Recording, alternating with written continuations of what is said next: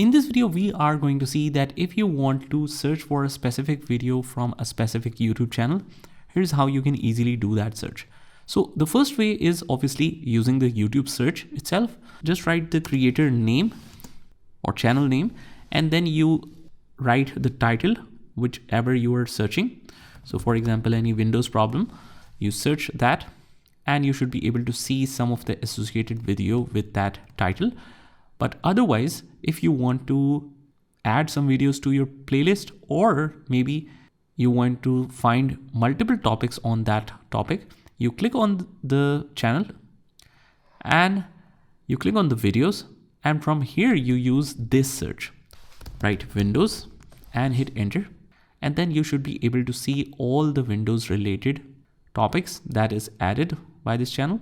So pretty straightforward process here, guys. I hope you found this video helpful, and if you did, hit the like button and subscribe to our channel, and I will see you in the next one.